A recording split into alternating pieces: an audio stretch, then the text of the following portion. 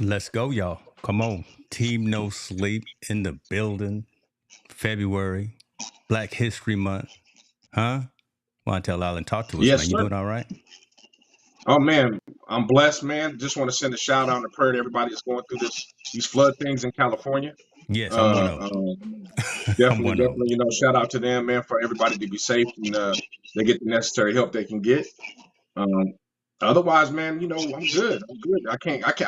All I do is count my blessings every day. That's true. You can't complain because if you complain, nobody's listening anyway, right? I know we all active, we all busy, and we doing what we can. But listen, we're gonna have a good show tonight. We got someone sitting in the back room, looking studious, looking like he know what he gonna talk about. So I tell you what, I'm gonna let you do the introduction, but let me say what's going on to the folks here.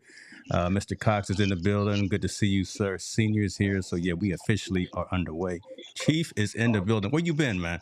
Chief, where you been? Listen, we doing the thing. We going on the road. We told you, Chief. Team No Sleep was going on the road, and the first one we doing it big. We going to the Super Bowl. You know that. Let's make sure that we connect. And Mr. Cox, stay safe, man. I lost power this morning. I lost my pool. Doesn't look right. I got furniture, trees. I think we gonna get into all that. But Montel, who we got? Who we got sitting waiting for to come on the Yeah, show? for our guest tonight, man, is a very good brother. I've known him for several years now. He's a coach at the high school level. He's been involved in youth football. He's been involved in the 7-on-7 circuit since it first started. He's a guy that helps kids get recruited, get educates them on the process. He's done it all, and he's doing all this in the city of Compton in LA, where we already know that inner city, they need leaders and stuff like him. So I wanted to bring him on and get his perspective. I want to give a big shout out to Coach Glenn Gates, and thank you for coming on. Yes, sir. Coach Gates, come on now. How you doing? Say something, man. He bringing you on like Steve Harvey, brother. Man, I appreciate you guys having me, man. Like I said, known Montel for quite a long time. I'm just doing my part, man, as a just a messenger of God and Christ. Just really thankful to be in a position to be able to help the individuals that I'm able to help, and guys like yourselves is also part of the plan. So I just want to appreciate you both Love it. for Love it. having me. I tell you, let's get into some discussion in terms of who you are, what it is that you do, man. If you don't mind, so coaching. I know we know Montel is big in football. You also, and I don't want to make assumptions for the audience as well. Coaches football at the Pop Warner level, at the college level, at what level have you been at least involved in sports? Would be a good way to start. Yeah, so I've never coached Pop Warner. Thank See, God. I went all the way back, didn't I? See, I went all the way back to Yeah, when. I got much respect for them coaches, man. I just don't got the patience for it. But I've coached a couple years at JUCO, and I've been coaching about 20 years at the high school level. I've moved all the way up from coaching position coach, and I've been a head coach for the last 5 years. So I've been really blessed to be in a position to be a leader for our youth and try to advocate them and direct them to the right path, and hopefully to get them opportunities further in their lives. Love it. Love it. Appreciate that. Folks, if you got any questions for, as y'all know, for me or Montel, put a Q in front of it, or even for Coach Gates, because he gonna chime in and bring in some subject matter expertise. Yeah, I'm going to dig a little bit deeper on the Go, oh, questions see, real there quick. it is. I was waiting on something. Nah, Come on. nah, Coach, could you talk a little bit about like the inner city, like what you're dealing with, like some of the obstacles you're dealing with some of these youth in the inner city, and how you're able to kind of help them kind of navigate through that whole path to get them, like you said, on just on the right path for first, and then to that next level if they want to play athletics further on beyond high school. Man, being a coach in the inner city is the biggest challenge is not the sport. A lot of it has nothing to do with sport. A lot of it has to do with the environment that these kids are that they grow up in, because there's a narrative that's spoken to them from when they are growing up, and they only understand struggle. They have been in struggle and they only understand that. So when you show them a little bit of easy life, it's hard for them to believe that. For the past, 2 years, Montel, I think, 3 years, right? I brought Mm-hmm. my team down to San Diego to play in his kickoff classic. And let me tell you, man, just those, just those experiences from kids from Compton and Watts and the surrounding areas of Long Beach. I mean, it's eye opening.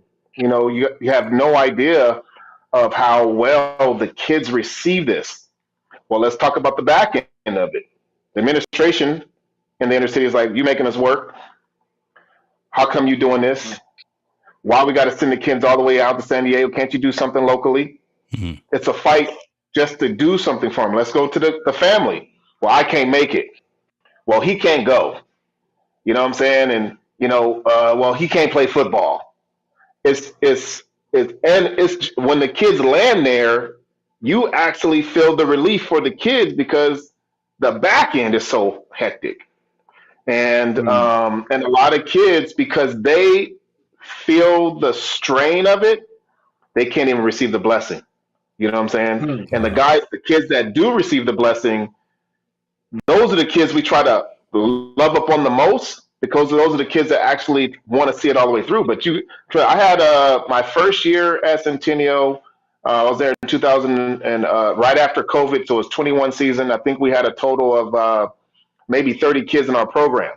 You know what I'm saying? And we brought those kids down there. We got our butts whipped, but we didn't even the kids didn't even care because we fed them. We sent them to San Diego State, had them walk around there, and then we took them to the restaurant. We put them in a chartered bus. That alone, they wasn't even worried about the game. You know what I'm saying? Now? I think the second year we brought a little bit more kids. We brought a few more kids. I think we had about 40 to 45 kids in our program, and we took them down there. We had a little bit more better team that year, so they enjoyed it. And then this last year, I think I had about a total of 60 kids in our program, so we kept growing. And the problem is the 30 kids that I had, but I had about 50 to start. When we had 40, we had about 70 to start. Well, shoot, we had 60 last year. I had about 80. It's the ones that we missed that I struggle with the most, because I know the backstory. Right. I know that the mom is not even at the home. They got the kid watching all the kids. You know what I'm saying? I know the one mom ain't even in the home. She's on the street. I know one mom got 3 jobs and dad not in the building. He can't even buy any cleats. So I'm calling Nike. I'm calling Adidas. Can you save us? It's these little bitty things that, hey, I got to buy food. I got to make sure these kids have food after school because they ain't ate since 8 o'clock in the morning. These are the little things that we do or we're talking about when we're not trying to save the kids, but just trying to give them when they come to our program, we try to create an environment for them that make them keep coming back. And that's why I really appreciate Montel allowing us to come to the event, because it gives me an excuse for something to fight for them that's going to benefit them more than it's going to benefit anybody else that may be having a problem with it. So those are just those are the different things like that we did. That I feel like are that we advocate for, me and my staff, to be able to identify the struggle. And I always tell people I'm at what is deemed to be the worst school on the worst block in the worst city. This is what the kids know. This is what the parents know, what the administration know. And I'm trying to cut through that. Yeah. And allow kids to peek out so they can see what it's like in order to be able to be successful. And I can say over the past 3 years, we've gotten 9 kids that are actively playing college football or in college from that school, which is the most they've had in the past, 10, 15 years. What's crazy about that is that you didn't say anything about football. You didn't say anything about practice, right? You didn't say anything about lining up X's and O's. You said everything about really just being humble and being out there and being attentive and being in the lives of those young men. Right. Yeah. Being someone that where they can leave the house, where they can leave all the stress and strife, whatever is going on in their world, and actually come and have some fellowship, have some other colleagues, have some older men that they can, hang out with, and they can learn something from. You said nothing about plays just now, which is very interesting. And I don't like to assume stuff, so I wanted to bring that out, and I didn't want to just gloss over that. And even some of the folks in the comments are saying, listen, amazing story here, so true. the experience and the immersion in different situations is so life changing, and this is an entire different level. So I just wanted to pass that on and say that I didn't want to just gloss over that. Yeah, for sure. I mean, when we actually got to practice, man, that was like we made it. It was like we made it to practice. You know what I'm saying? When Yeah. we got to finish the game, the wins and losses for me, that was like I mean, game days were hectic. Every game was hectic. It was like I'm trying to pull a kid from his parent. I'm trying to convince an administrator to let the kid play, give us an opportunity to allow the kid to make up the grade, or let me handle. There was so much. This is so much. So I don't want to keep going over, but you know, there is a lot of help that needs to be had in the inner city that a lot of people don't identify with. When you're looking at the Boscos in the modern day, you're seeing like the best of the best. You know, no one really wants to see what the bottom looks like. You know what I'm saying? They don't Mhm. want to take a look at that. They don't want to identify. And, you know, I'm just one coach, you know what I'm saying? I'm not at the bottom, but there's a lot of other coaches that's going through more of a bit of struggle. And I tip my cap off to those guys that stay in it. Because it's tough, man. It's really hard to stay in that stuff. I think that's interesting what you just said. I mean, people don't want to see the ugly side. And Mm. the ugly side is, poor funding in those schools. The surrounding areas have, a large crime incest area or poverty stricken areas that are there that these kids just have to navigate just to get to school, much less play Yeah. anything or play sports. Dealing with the psyche of dealing in a single family parent household and seeing mom and them struggle financially, just trying to overcome and trying to figure out something to eat. It's what is. I mean, I like the way you framed it. You said that's the ugly side, and no one ever wants to shine light on that. They don't. Like you said, they only want to shine light on the powerhouse schools or Mhm. the top 5 athletes. But I commend you, and I'm glad we brought you to the show to give you your roses, because I think people like you and coaches that are like you in that similar situation are true coaches, because you're not only teaching X's and O's, you're teaching life lessons. You're teaching them how to navigate a little bit better in their daily life outside of all the madness that's going on. So I think you guys and coaches such as yourself deserve a lot of roses, more so than the guys that are at Bosco. It's easy to teach when you got 11, 12, 15 Division I players. Their athletic Yeah. prowess is going to take them over the top. It's very Mhm. hard to navigate with kids that less athletic and got so many obstacles in life to just deal with, just to make it up and wake up the next day. So I commend you, my man, on that, definitely. Yeah, I appreciate that. Totally do.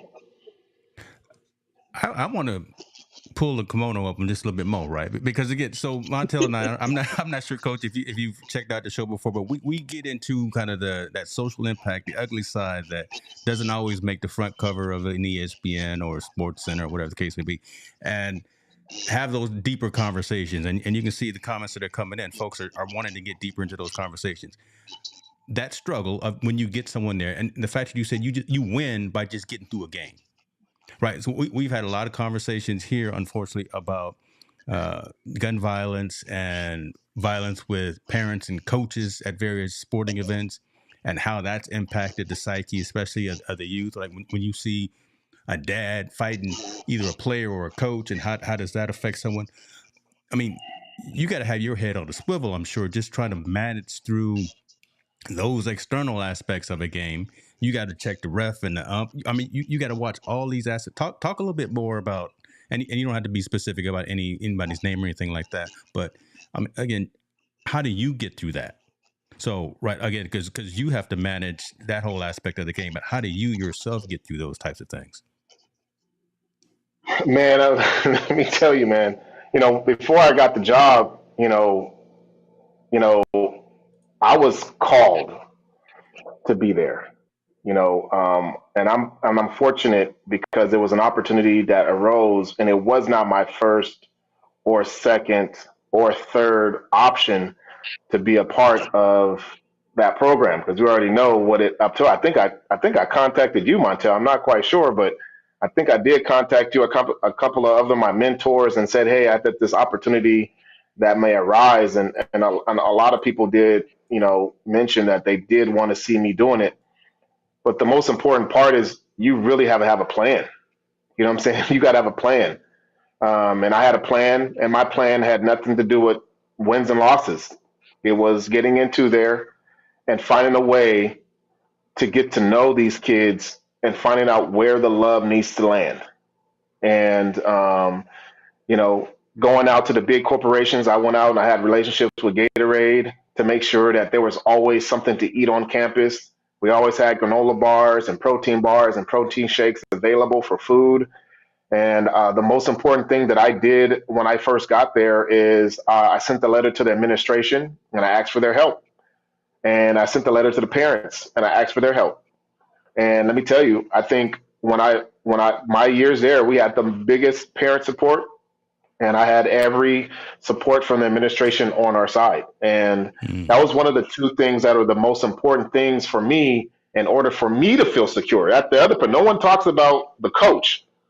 When I showed up to school, I wanted to know two things. I showed up, the administration had my back for the little things that I needed to be done, even though we know that they're big. And then number two, I wanted to make sure that Jimmy, Todd, and Tyrone had a parent in the stands that they could look up to on game day, that they knew that they would be there. And that was my two goals. Everything else was icing on the cake. And I felt like those are the two things that I mastered. And I felt like even though the administrators had a vision that did not coincide with mine, we both had a vision to want to see the kids do well. That's for sure. And for the parents, the biggest thing for them is, do you love your child? Oh my God. That was the biggest thing. And if I knew that they loved their kid, I knew I had them. And so when you talk about, there's a lot of things that we did get a chance to do, and I'm not going to go over that, but the smallest things that you think aren't the smallest, we made sure if Bosco did it, we did it. We didn't do it at the magnitude, but if Bosco had a beach day, we had a beach day.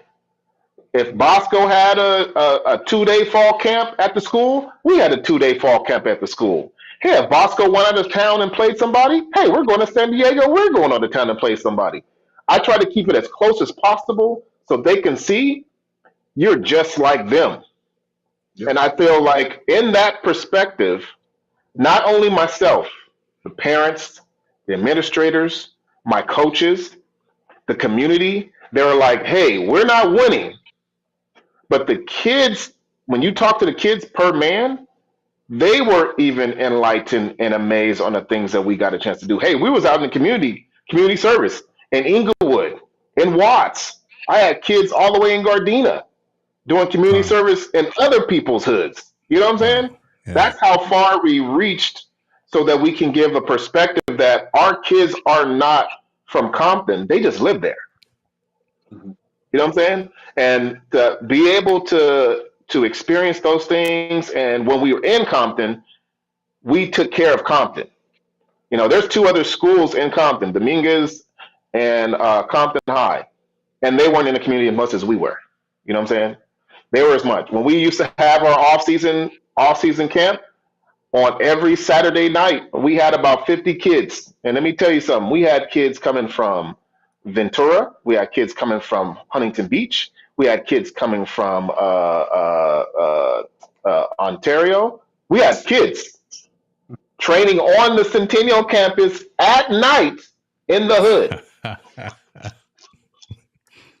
We had white kids, black kids, Hispanic kids, all working at getting work.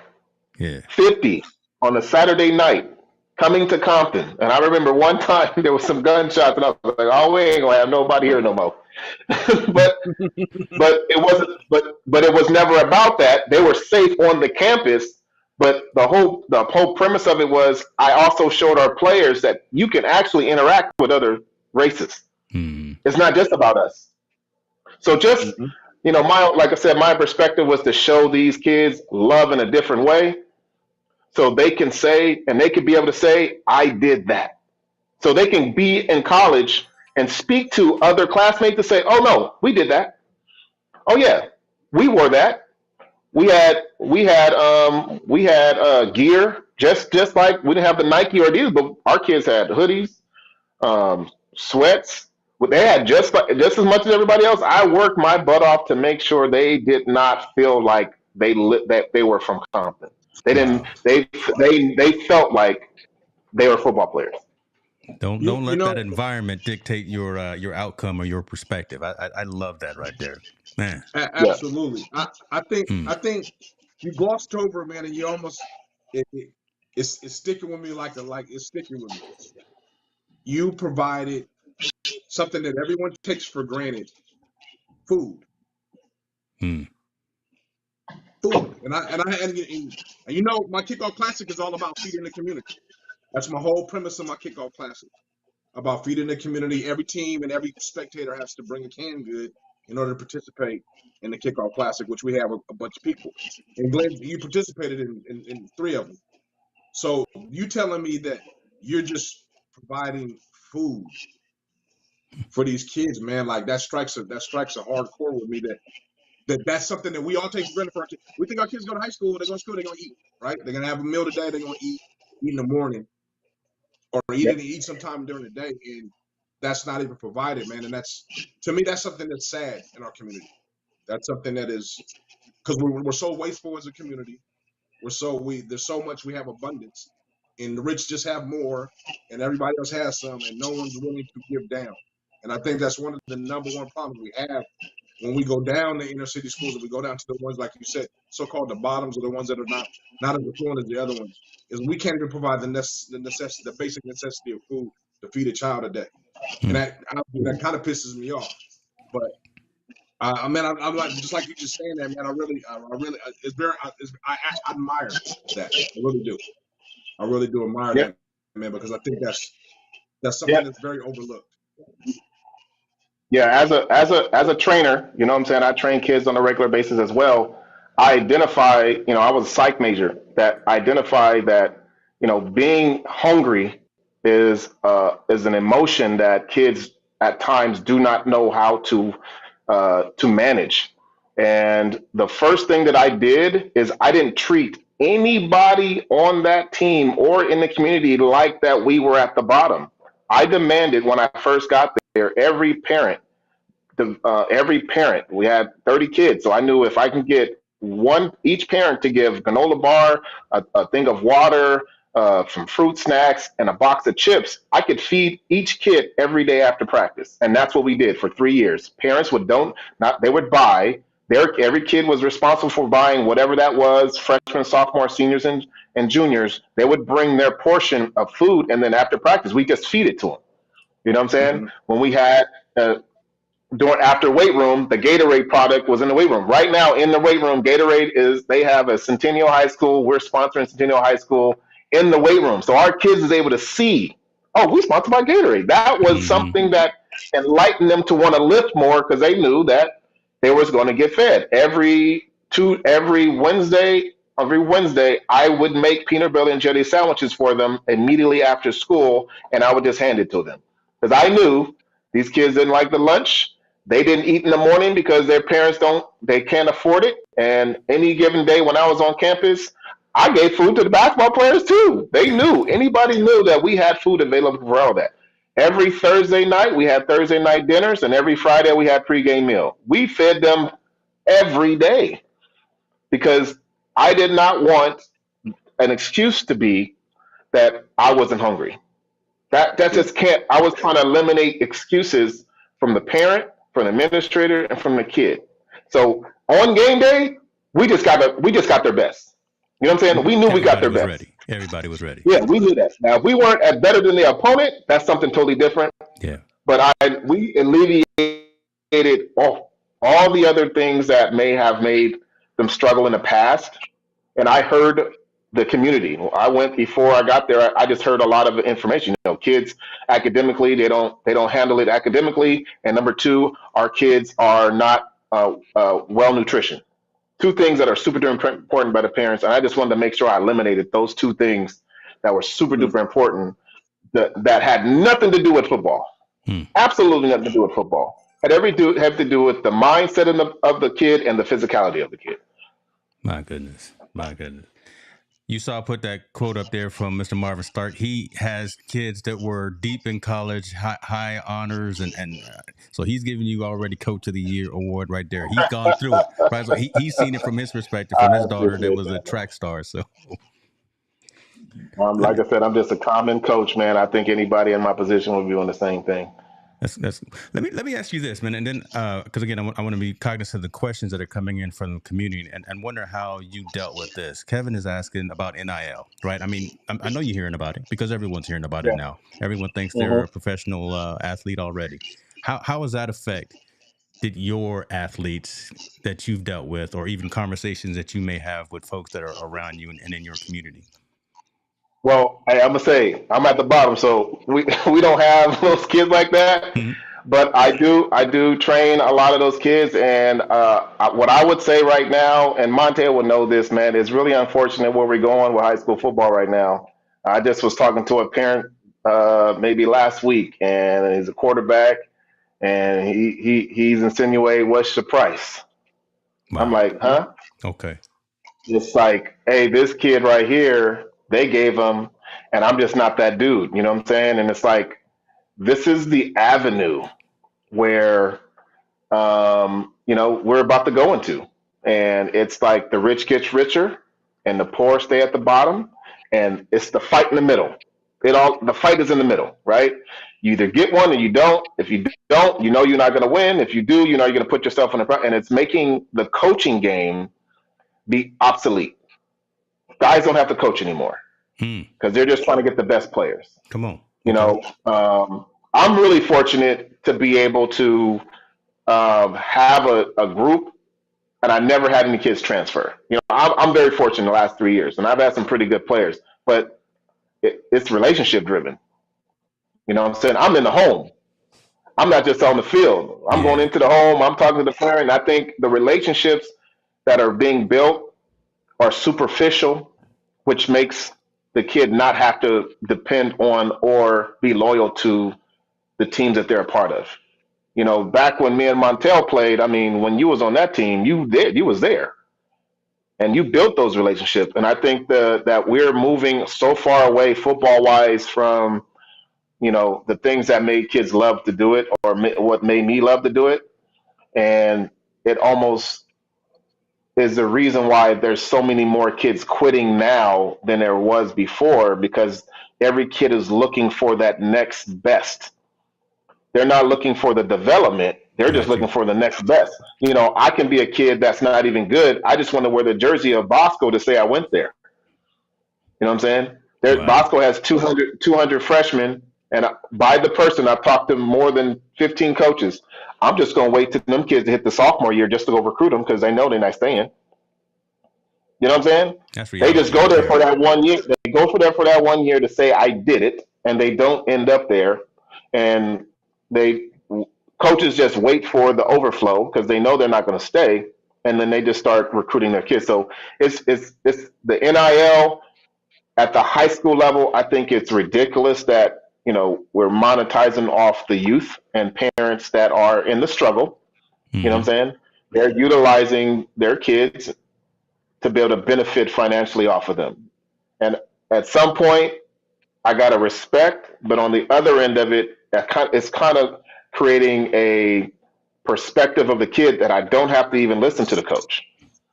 I don't got to go to practice because you're paying me anyway, so I don't got to do any of those things. So we're coming down a really really sad slope of wanting to really have a love for the game, Hmm. and now you're just making superstar. You're making all-star teams now, so it's a lot more difficult now for sure.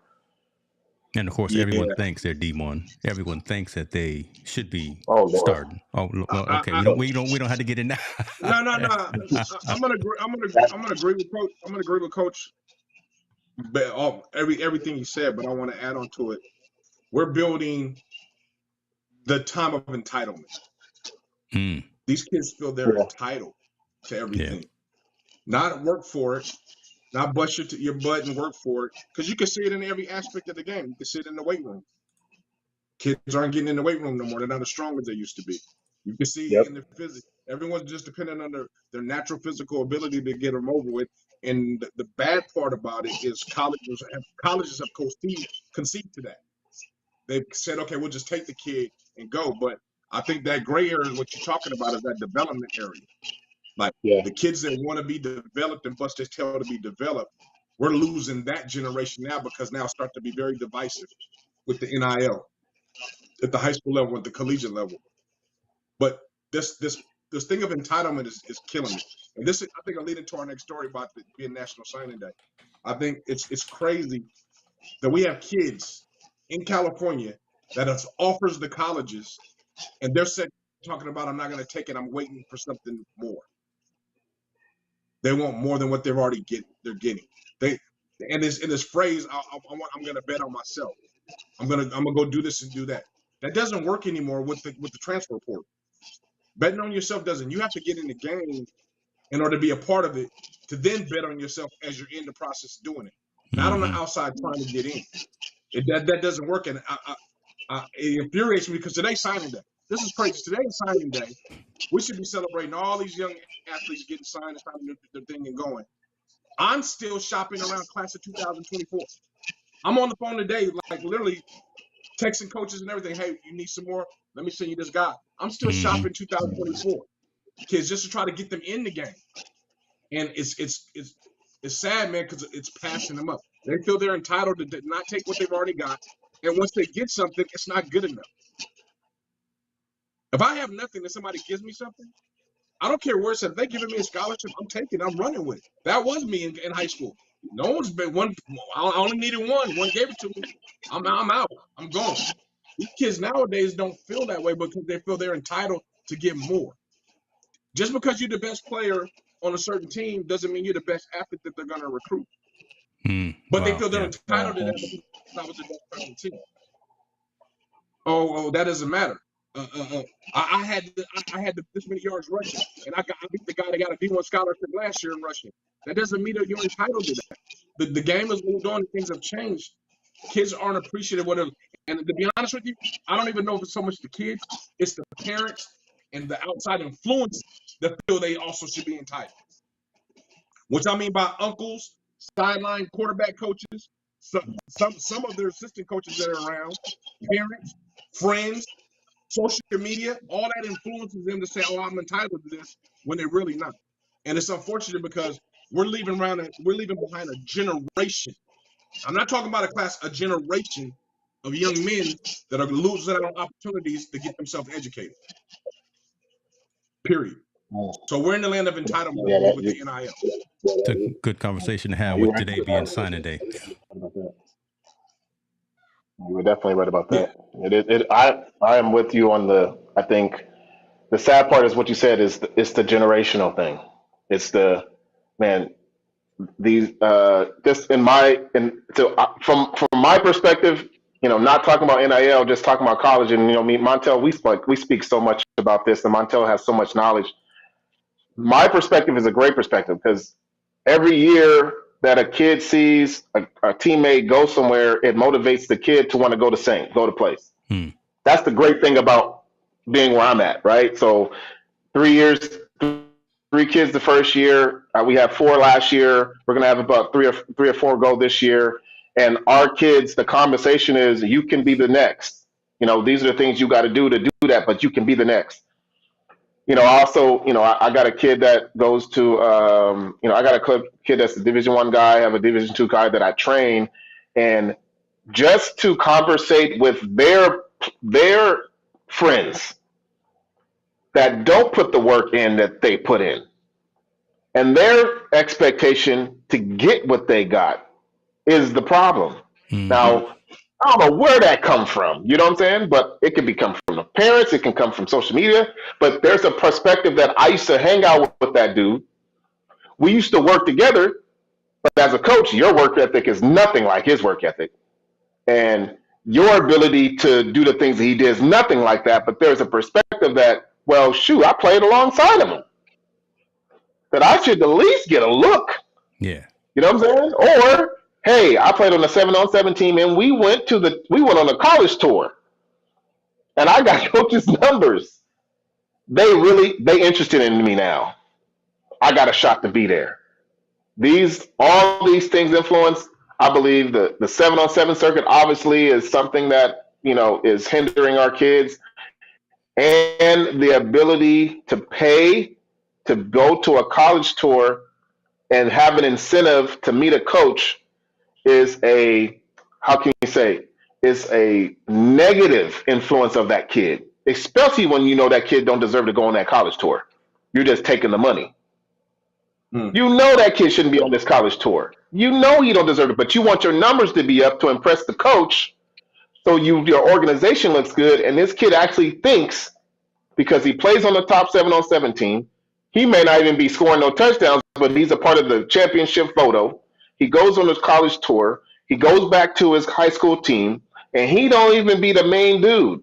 But at some point, he feels like, because I'm a part of that group and I made the investment financially, I deserve, and the parents feel that this kid deserves something to be compensated because he did all these different things. We didn't even talk about weight room ethics. We didn't talk about work ethics. We didn't even talk about his ability to even play that position. You know what I'm saying? And they have this negative perspective, and negative perspective where they should be, when we know the opportunities out here are so slim on the West Coast. Yeah. What about the flip side of that coin? The parent who should be a plan for their kid to go on that college tour, but refuses to pay, but should go buy that young man Jordans and go buy that man new clothes and give him money to the prom and money to go to the movies and all that stuff. But instead of investing in there, because that's a two-way slope, man. Parents are hindering a lot of these kids' opportunities as well. Talk about that part. Yeah, that prom thing make me struggle. Man, parents is struggling with mortgage just to get their kid to go to prom. It's the craziest thing. And you you got kids in the inner city that are talented, academically they get it together.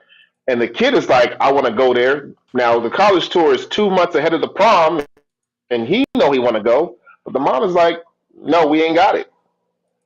But as soon as that prom comes, you see all the pictures for 30 minutes of fame. And I've been to prom. I don't get it. I don't understand it. It's like a bunch of kids sitting around eating and dancing. And I just never get it. And I like I said, I struggle with that, because I'm having these conversations with these parents where at my school to say, hey, your son has a great opportunity to do something great. Hey, let's go to this school, because if he goes, he has a great opportunity to go to college. But again, I don't want to speak too much of where I'm at, because I'm at the bottom of the barrel. These parents never went to college. Their parents never went to college. So they grew up with different expectations. Right there. Wow. Okay. I'm sorry. Exactly. And the expectation when I walked in with them is not their own expectations. You know why? Because you're making me have to do more work that I want to do. I got 3 other kids that I gotta manage, and this kid, if he wants everything I would hear, if he wants to do it, coach, if he wants to do it, that's in front of me. On the back end, she's saying, you ain't doing that. I ain't got time. Boy, y'all listen. I hope y'all listening to this, right? To me, and I've had this discussion before. To me, that is the biggest problem we have so far. I don't understand. For 17 years, 364 days, 23 hours, and 59 minutes and 59 seconds, we are involved in every decision our kid makes. As soon as they hit 18, in the early community, they make their own decisions. Whatever they want. Yeah, I know. I don't understand it. They are the most unprepared people to make those kind of decisions, especially when it comes to life-changing decisions. And I don't understand, single-parent attributed household, how in the frick can you just say, all right, I'm going to throw you to the wolves, you make your own decisions, and then we wonder why we're not freaking compatible in the workforce no more, or why we don't have these things, or when my kid doesn't get an opportunity.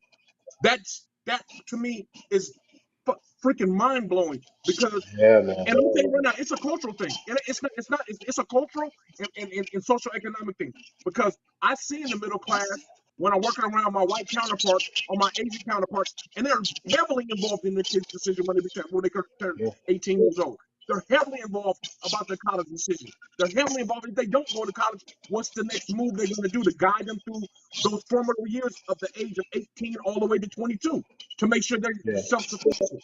Well, we thinking as a people, just let them go. Make your own decision. How the hell? How many people do we know? How many 18 years do we know gonna make the right decision? No, you're right.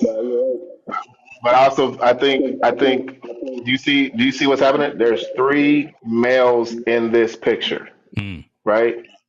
And Montel makes a decision for his kids. I make my decision for my kids. I don't know you, but I'm quite sure you probably make decisions for. I don't let nobody else make decisions for my kids. My Correct. kids don't get the opportunity, and I'm not trying to be disrespectful, but we have too many mom dads Talk that about it. are Talk about it. Come taking on. snatching the responsibility from the man to make that decision. I'm not even saying it if it's the dad, but it is the mentor that tried to step in. It is the coach that tried to step in to give the input to the mom to assist in that process. And it's the independent, I got this. And I just have to watch kids just crash and burn. It's such much more the saddest thing that I've ever seen to watch. Like I said, there's 7 to 8 that are in college, but there was 15 had an opportunity. You know what I'm saying? And the ones that missed is the parent that didn't do the paperwork. The kid that the offensive lineman that's 6'3", 270 that had 3 or 4 colleges. I think Montel, you're the one that got it. He had like 3 colleges on the kid, and the kid was like, the mom is like, it's whatever he wants. And the kid's like, I don't really know. I don't want to go. But what are you gonna do? Well, I'm gonna work. Where are you working at? Well, I'm about to go to Target and go apply. Man, What that are don't we even in this sound right coming conversation? out your mouth. Yeah, that don't even sound You right. know what I'm saying? It's like, what are we doing? I don't understand. And the parent is, she never went to college. Dad never went to college. So you're arguing with a brick wall with most of these parents because they don't have, like you said earlier, there's no expectation. And so if you don't give a kid an expectation and something to build on, and Montel, you talked about it, that gray area of development, that's in the home too. That's not Yeah. just on the football field. That is a Yeah, cognitive thing that they don't really identify with the development of the young boy of listening to learn to gain knowledge, and find wisdom on a regular basis. And we're missing that with our young kids because they don't have the influences around them. And if the influences are around them, they struggle in themselves, so they can't even be an influence for them in a positive way. So My gosh. We like to touch on a lot of these controversial subjects, and we like to honestly have folks look themselves in the mirror and figure out, because I hate, and I know Montel hates as well. Every week we come in here and we talk about these same types of stories, especially where it's our youth, our black youth who are going through these situations they really don't need to be going through, right? And if they would, I ain't gonna say humble themselves, but if the parent was more active, if they had more mentors, they had more coaches, more administrators in school that did what you do, right? And so I'm glad we talked about giving you your flowers. I'm gonna let you talk about it, but again, yeah, but these are the types of discussions that I don't think are happening enough. We always talk around them instead of talking yeah, about specifically like we are. We actually point in the mirror at each of us ourselves and saying, "What are yeah, you doing in yeah. your home, in your sphere of influence with that kid that's upstairs? How are you engaging with them and making them Mhm. the decisions for them? 16, 17, 18-year-old, no, they can't make that decision yet. 54-year-old father can make that decision, but you at 15, 16, 17-year-old, you're not ready for that. Go ahead, man. Mhm. yeah. I have a hard time digesting a lot of it because it's a lot of laziness, like you said, and people not willing to speak to their kids or really want to be dismissive towards their kids based on their future when they turn 18. Because I find it hard to believe because we have immigrants that come over here, illegal immigrants come over here, bring their kids. They can't speak any English. Their kids have enough of a fortitude to go to college. They Mhm. figure out a way to make sure they have an opportunity to go to college. Hmm. They have an opportunity to make a life better for themselves somehow. And maybe that's the drive to coming from this country. But it behooves me when we're in urban communities, when we have these opportunities here for us, especially amongst the Black community, Polynesian community, and Mexican community, somewhat, that we're not taking advantage of these opportunities that are given to us that are just there. Target can't be your goal. It can't be your goal. Come on. That can't be your goal to be that. It can't be your goal to go work at the car wash. It can't be your goal to go just work anywhere. Your goal should be, I want to own it. I got to get myself in a position to own it. I got to get myself in a position to have the education to be a part of it. And I don't know what that breaking that conversation have. And now I do agree with you. I think we have a lot of self-hate amongst our community. They don't like to look in the mirror because they don't like what they see.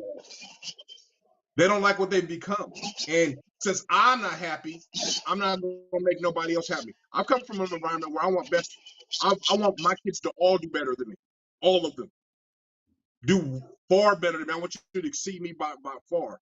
And I think in those communities, we don't see that amongst parents. We don't see that drive, amongst parents, like trying to figure it out.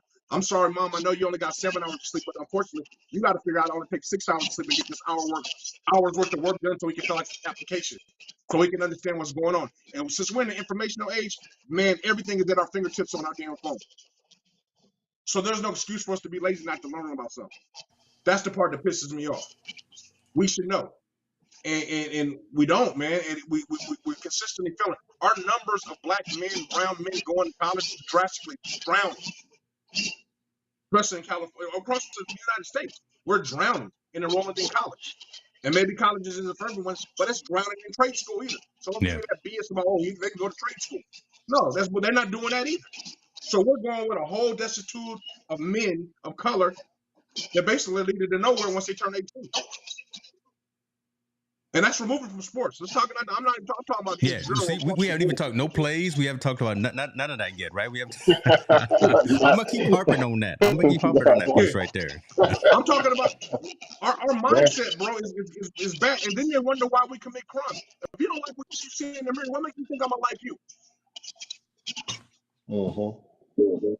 Let that what makes me marinate think right there. I don't like. If I don't like myself, and I don't like you. The things I don't like, I get rid of, right? That's the mentality. If I don't like it, I get rid of it. That might even mean including the life. So I guess what I'm saying is, Glenn, since you're knee deep and you're in the trenches, where's that break, man? Like, do you have an answer to where that break is? I don't know where it happened, man. I really don't. I really struggle not understanding why parents are more involved after that 18-year-old marker, or that 17-year-old marker when they're seniors in high school, and where that kid doesn't have the drive to do anything beyond that. Go ahead, can you elaborate on that a little bit? Well, I actually work in mental health, and the problem lies at the ages of 12 to 14. Now, I didn't know this until 4 years ago. I had my 7-on-7 team all out.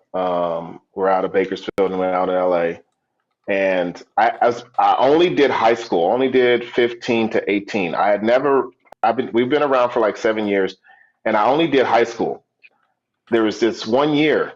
Well, 3 years ago, we started at 14, and then we did a 12U.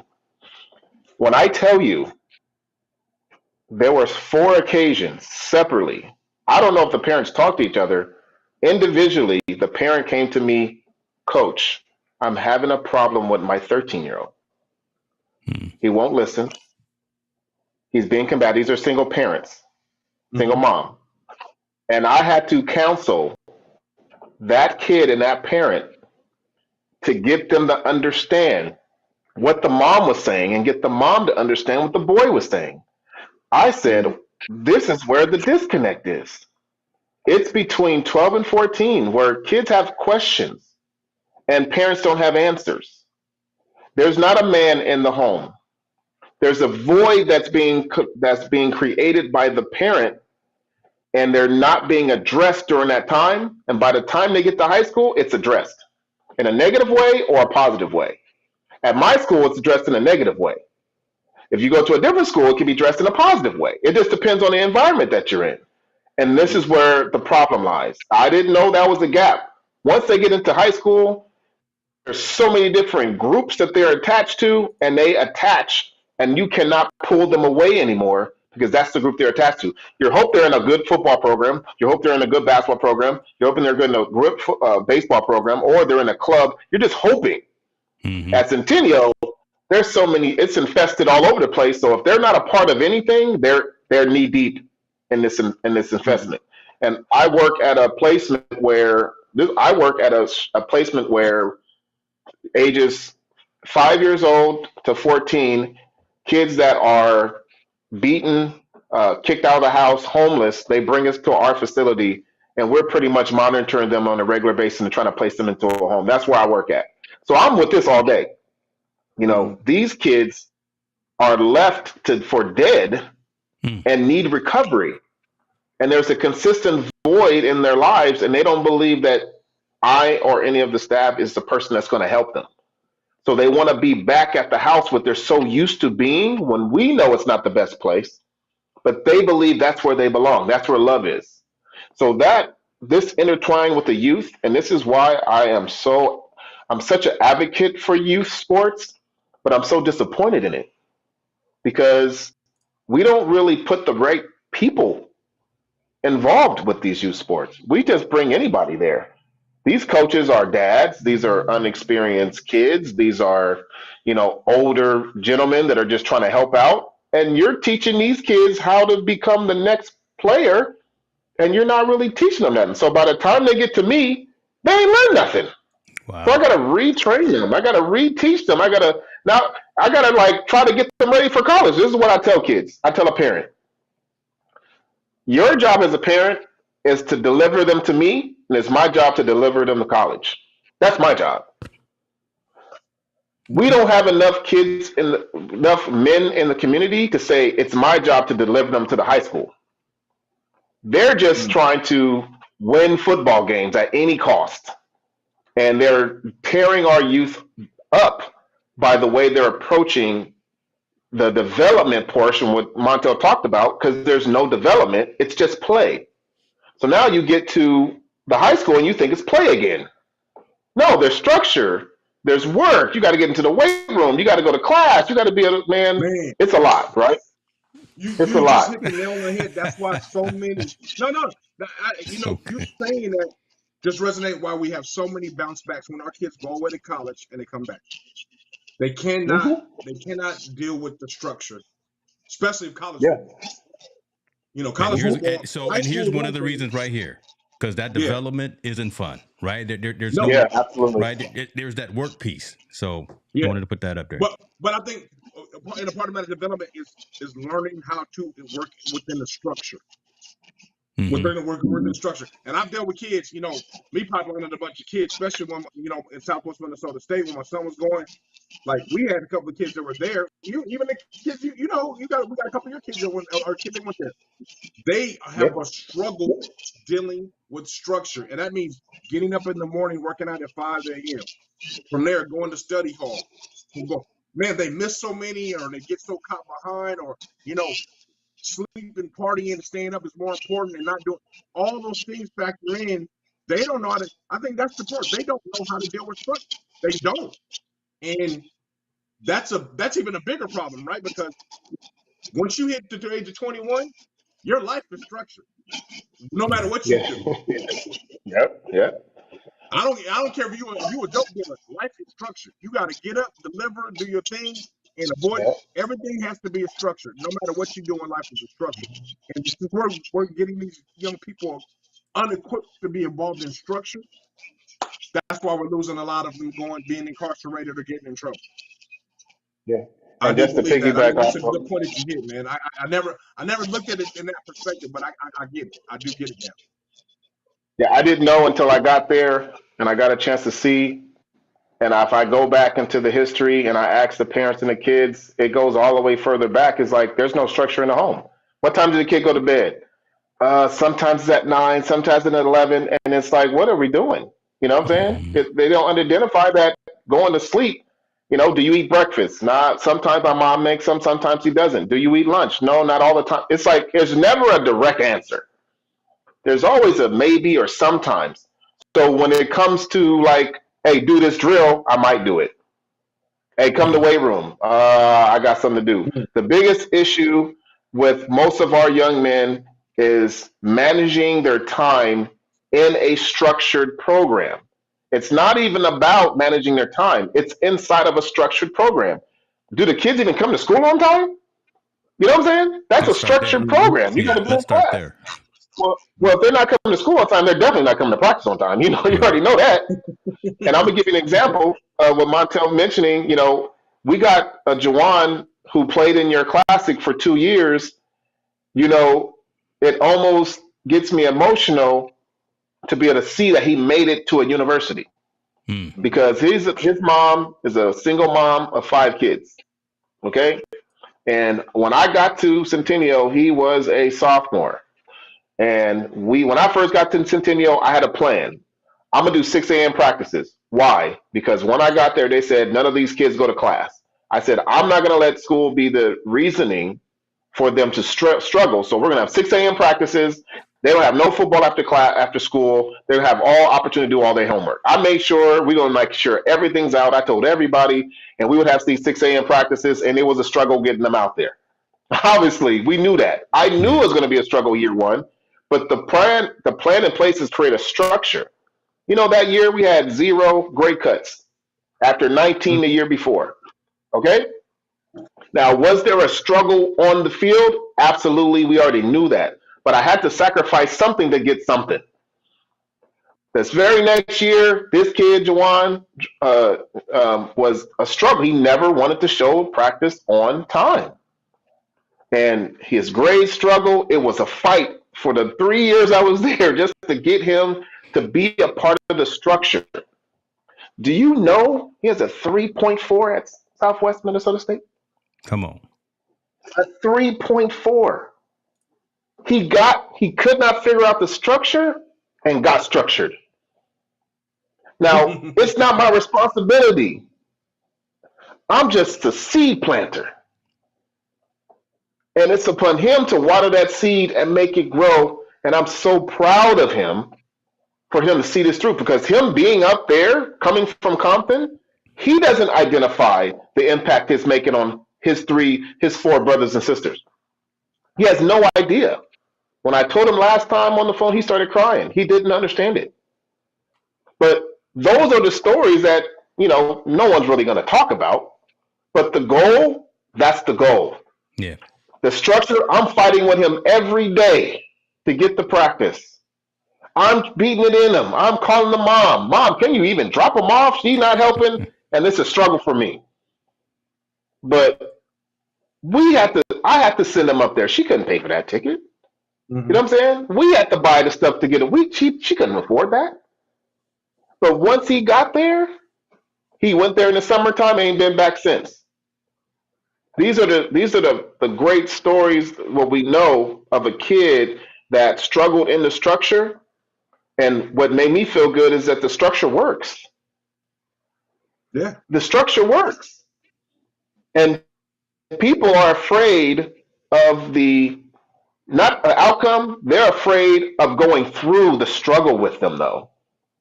Because, hey, there's going to be a lot of conversations. There's a lot of bad relationships. You think you're building up bad relationships, but you got to go. I told the kid, I'm going to kick your ass out the team if I see you late one more. And was he late again? No. But he kept coming back. I kicked him off the team. He came back. Put me in, coach. Yeah, but he fought tooth and nail with me day in and day out. But it doesn't matter. But he's there now, and that's like the biggest. The great opportunity, the great achievements that he's making for his own life. That somebody like me had the opportunity to pour that into him. Now, can we find more men willing to do that? I just really hope so, because these are the kids that are needed. You know what I'm saying? These are the things that are needed. These are the not just my school. Like I said, there's a lot of other stories, and I'm just talking about that one. But these are the things that we're talking about, right? Creating a structured, not just a program, but an environment, and sacrificing something. I was talking to a kid the other day. Nothing in life is free. Someone sacrificed time or money in order for you to walk through somewhere a level of freedom that is unmatched. And if someone is willing to make that sacrifice, someone's going to be able to benefit from it.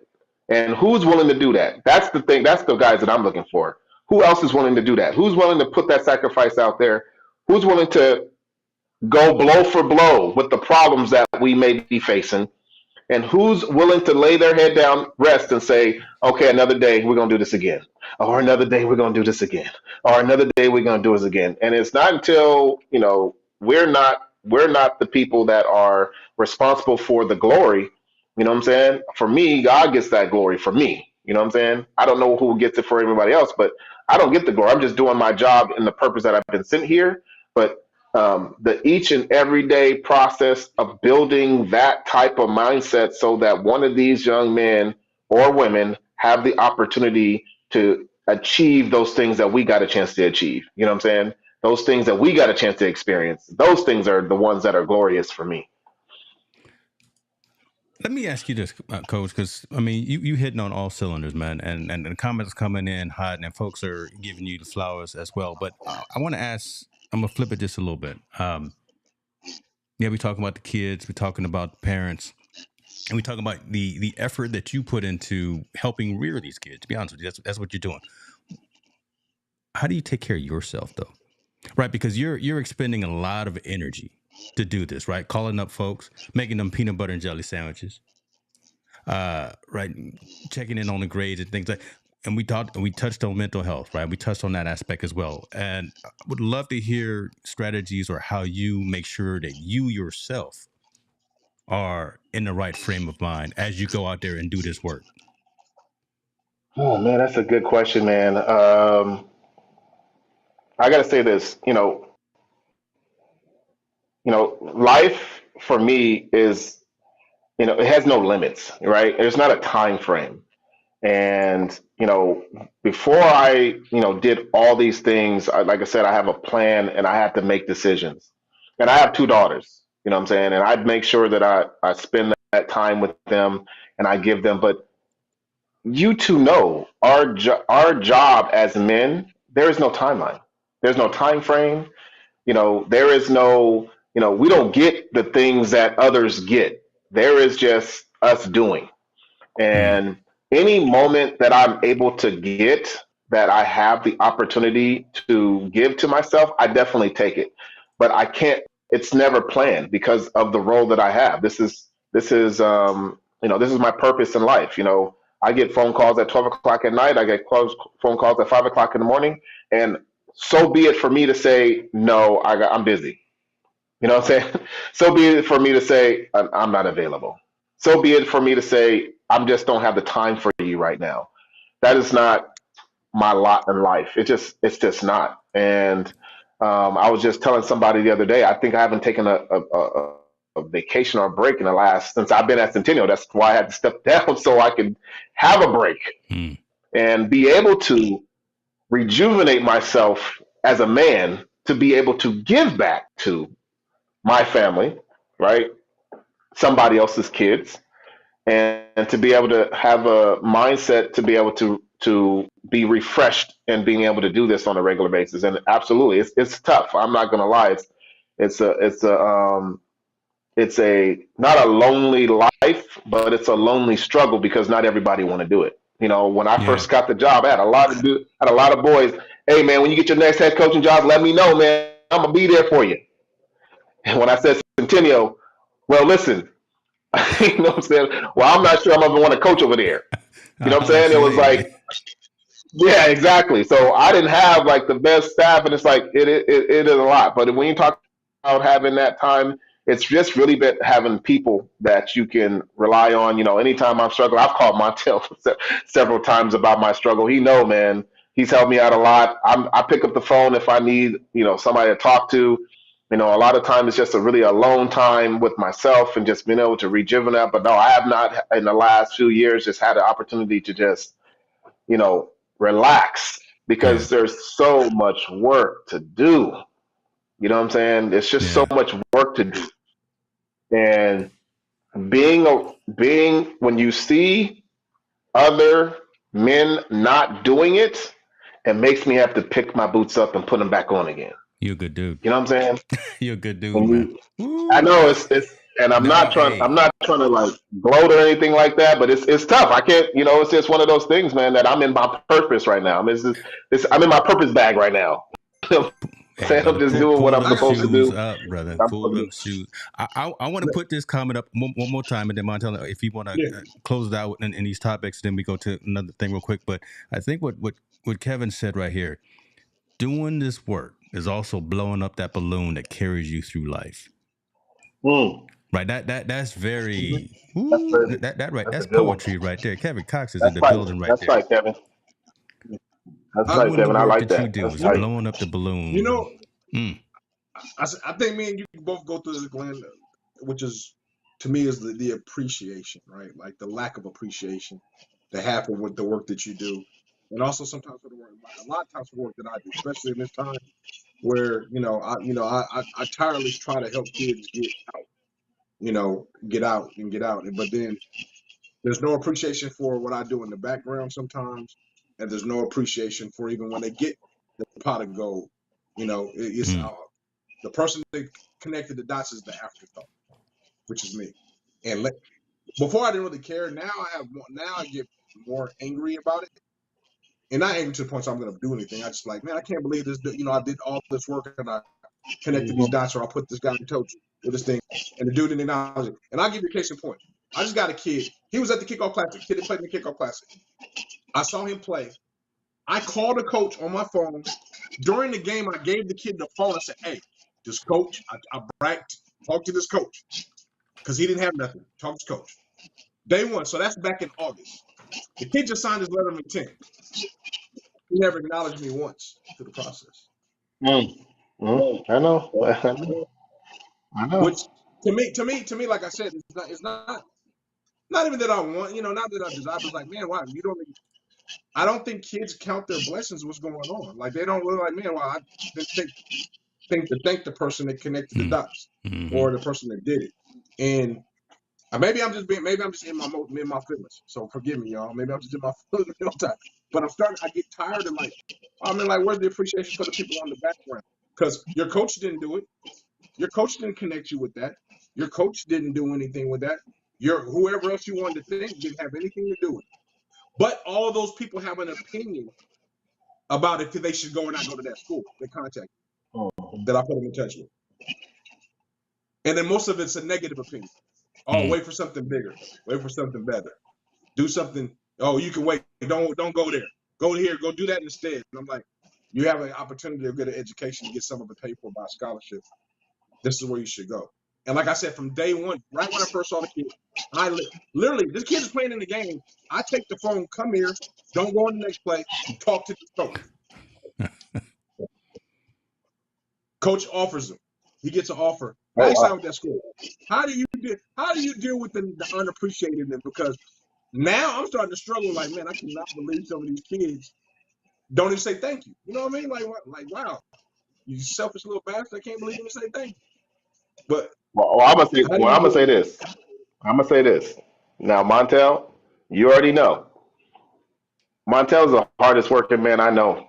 And I tell him all the time how amazing I am in all of the work that he do. You definitely motivate me to do the things that I do. You have no idea. I can't even express the gratitude and appreciation watching you help kids get to college, put the kickoff classic together, raising two amazing sons and still being a husband. I mean, it's amazing. I tell you this all the time, how amazing that I am to watch you, and it's consistent. Since I've met you back, it had to be what, 2010, yep. 2011, 2000. I don't remember. It was back at the Nike camp, and to know that since I've met you, the work that you've done has been, man, it's been amazing. I remember when you first started that All-Star game, and I remember the years of you being there. I remember driving out there and watching it, not being a part of it. And I told you I'm gonna be a part of this thing one day. I promise you. And actually being a part of it and watching you grow, and you just been really, really consistent. I just really appreciate you, man. Again, I tell him that, I tell Monto that a lot. You know what I'm saying? Because I really do appreciate you, man. You motivate me. You keep me doing what I'm doing so that I can give you kids to help get out. Because I send Montel kids all the time, and I say, "Hey, Montel, I need help," and Montel, he always comes through at some point. And it was anything that I could do. You know that I'm about the support. You know that I want to be a part. And I see you, man. I see you, and I see Man, that this is God about you, man. continues to Not bless. me. Hey, It's no, about no, you. man. I have to make sure. I know I tell you this all the time, but I need people to hear how amazing you are. As far as like, the flowers that's given from me to you, man, I'm just really appreciative because you are a reason why I do the things that I do. Because while I'm coaching, I'm like, I need to get some kids from Montel to help get out because I know that makes you look really good in the eyes of these coaches, and I want to make sure I do my part. And those things, that is important for us to actually contribute to us. You helped me build my program by holding the Kickoff Classic and having it be the way it was. My principal was there every 3 years. Yeah. Yeah. It was impacted by it every 3 years. So no, it is both and. So I definitely appreciate, even you get into this podcast, all these different things, that the knowledge that you have, people need to hear it. And like guys like, I'm not putting myself there, but guys like you, people need to listen to because you have words of wisdom and knowledge that people need to hear for sure. Thank you. Take your I flowers, appreciate it. brother. Take them flowers, I boy. appreciate it. Hey, man. Hey, All right, man. Let's man. move on, man. Y'all get me emotional. Yeah, let's move on. He gonna cry in the car.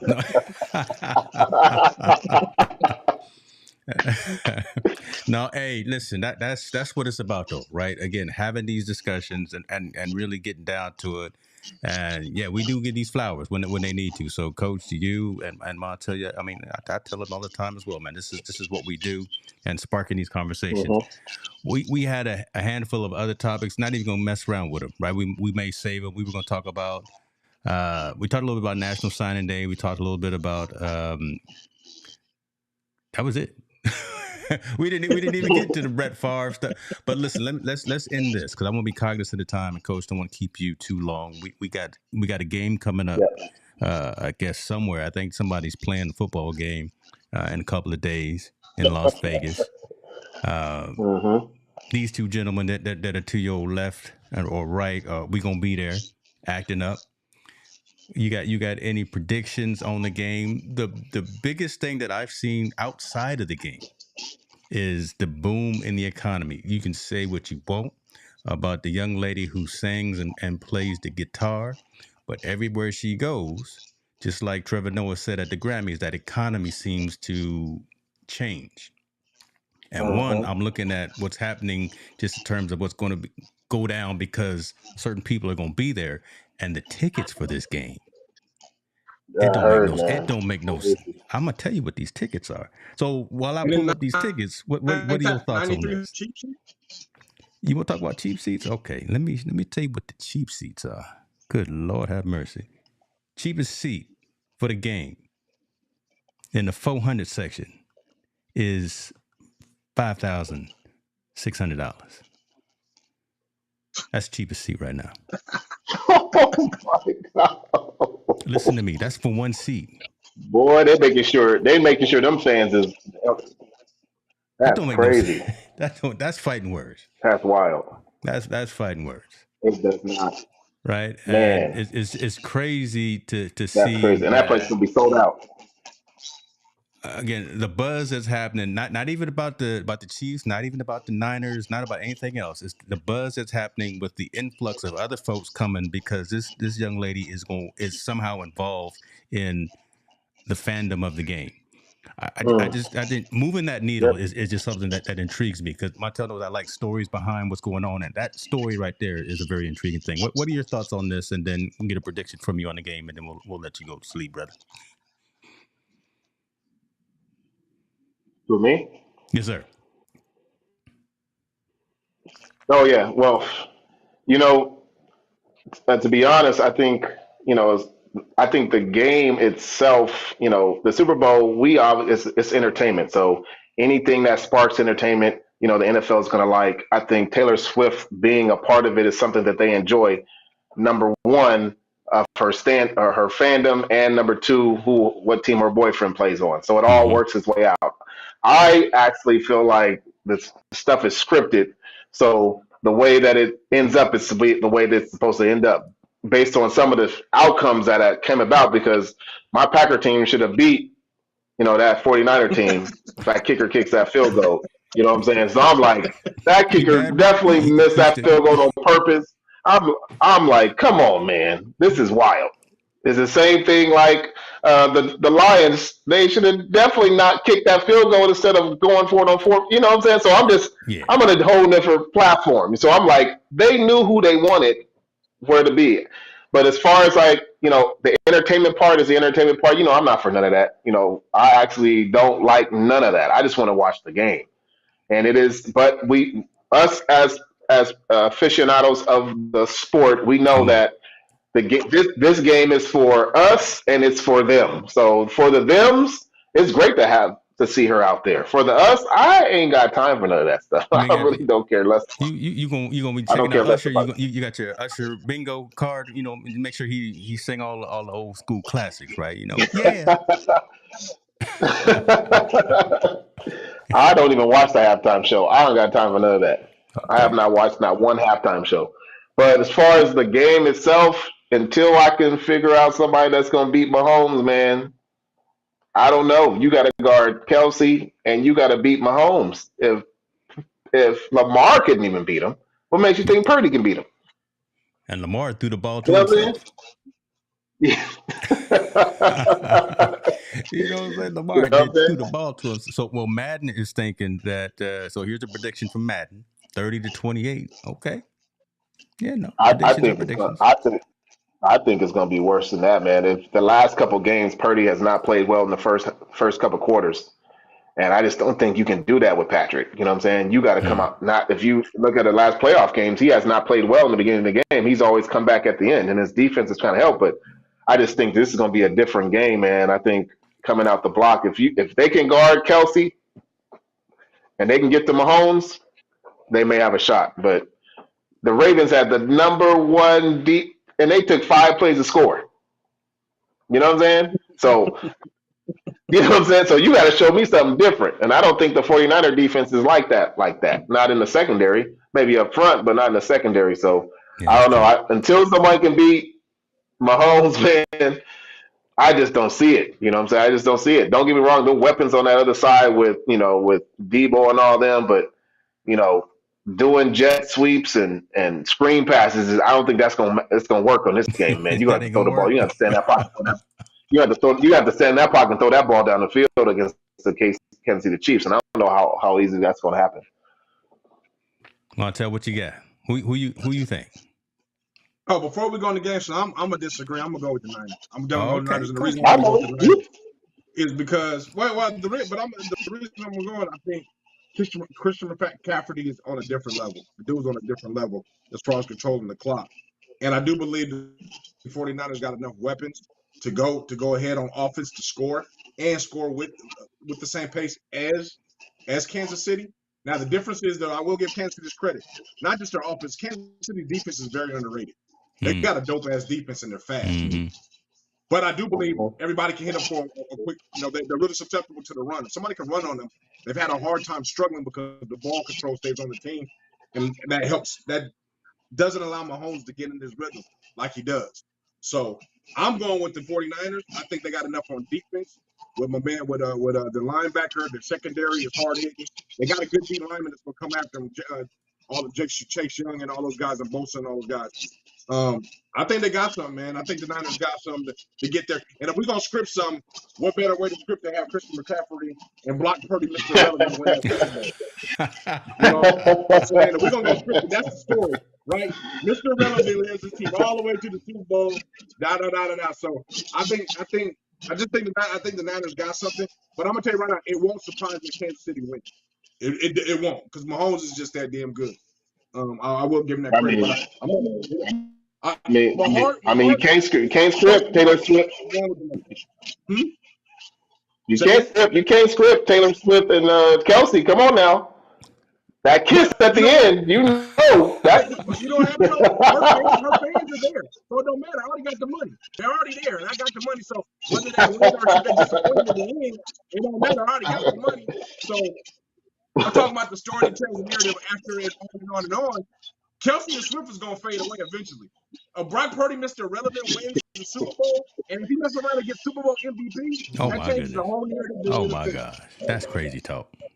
I I, just don't see that, man. I don't see him doing that well, I man. don't know. We will see. I'll be Hey, brief. Gates, we'll bet a soda on it. We'll bet a soda on it next time we For hang out. sure, we always definitely get to Montel with something. these light bets, right? So I lost the bet on during the championship game, right? So I owe him breakfast when we get there. All he betting is sodas. Listen, I want someone to come Okay. wash the car, cut the grass, or something. He just want to bet. He just want a Coca-Cola. Hey man, I'm trying to Okay. make it light in the pockets, bro. And Yeah, two, we need it. I Yeah, don't we need drink to lighten the alcohol, pocket so because Vegas is gonna come out of the pocket already. So we're not gonna talk about that either. I'll be brief. I'll say I think San Francisco gonna do it just because of the weapons, but it's gonna be tough to go against if Kelsey get going. I don't like Mahomes because Mahomes is just too good. That's the only reason I Yeah. don't like him. And he just makes the game look like a mockery because he makes it look so easy. And I attribute that to him being a dual sport athlete. I no, attribute that to baseball him got being. nothing to do with it, man. Listen, let We're me trying throw to bring my no baseball baseball. scenarios in it. Let me put my baseball in there. No, always messing with me when I talk baseball. Listen, Coach Glenn Gates was in the building with us. Montel Allen brought in a man, and we talked about some stuff. Hopefully, somebody was touched, somebody was blessed with some information. And looking at the comments and I've been looking at some chat messages I've been seeing. Folks is resonating with this. So before Montel closes out, Coach, I just want to say thank you for coming in and being vulnerable, sharing some of your stories. You are welcome anytime to come back Wednesday, 6:30 p.m. Pacific time. Team No Sleep. This is what we do. Social impact of sports. So I want to give you publicly that invite to come back at any time and share any stories that you would like to talk about. So, Mhm. Montel. No, I appreciate you guys having me, and whatever he needs, whatever Montel needs me to come on, man, I'm more than welcome to do that for sure. Appreciate that. Mm-hmm. Montel, take us home, brother. Take us home, bro. Yeah. All right, man. First and foremost, man, everybody, reach out to a loved one. Reach out to a loved one, make sure they're okay, especially on the West Coast where we're going through these floods. Please check up on your loved ones. And like I always say, get comfortable having uncomfortable conversations because that's how we learn. We out.